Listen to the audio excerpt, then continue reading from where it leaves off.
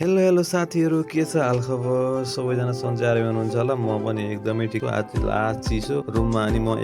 एक्लै भएपछि चाहिँ फेरि एकदमै जागर आउँछ अनि दिमागमा चाहिँ कुरापाती आइडियाहरू आइरहन्छ क्या आज चाहिँ के भात तरकारी पकाइराख्नु भनेर चाहिँ एकैचोटि चाहिँ एकदम स्पेशल चिज पकाउँछु भनेर चाहिँ पैसों की कमी नहीं है मुझे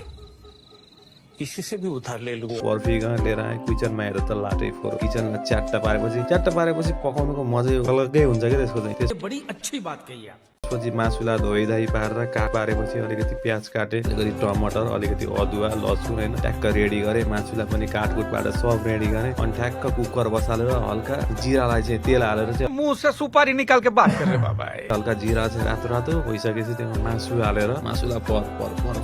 पर भुटेँ त्यसपछि ट्याक्क कसैले चाहिँ प्याज पहिला हाल्छ होइन म चाहिँ पहिला अदुवा र लसुनलाई चाहिँ मासुमै भुटेर पछि चाहिँ प्याज हाल्छु क्या प्याज हालेर त्यसलाई भुटेपछि चाहिँ ट्याक्क टमाटरमा चाहिँ अलिकति गरम मसला अलिकति चाहिँ खुर्सानीको धुलो अलिकति अदुवा अनि अरू चाहिँ त्यहाँ देखा छैन सिक्रेट मसला चाहिँ होइन फिड अभी मैं गाली नहीं दे सकता। नहीं गाली नहीं देना। फैमिली देखती है वरना मैं ऐसे गाली दूं ऐसे गाली दूं ना जिंदगी भर याद यो चाहिँ बनिन्छ क्या अनि यो स्पन्दना भनेको चाहिँ फेरि रोमेनियामा चाहिँ स्पन्दनालाई चाहिँ दही भन्छ क्या दहीलाई चाहिँ स्पन्दना भन्छ होइन अनि त्यो अलिकति दही हालेर ट्याक्क मासु त्यस्तो बनेपछि त्यो भिजाएको चामल थियो भिजाएको चामललाई ट्याक्क त्यसमा हालेर मासुसँग मिक्स गरेर हल्का चामल पाक्ने यति पानी हालेको ट्याक्क कुकर लगाएर 2 सिटी लगाइदिएको अनि बिरयानी चाहिँ खतरा भनेको थियो होइन बिरयानी मसला सबै हालेको थियो कि यसमा अनि हैन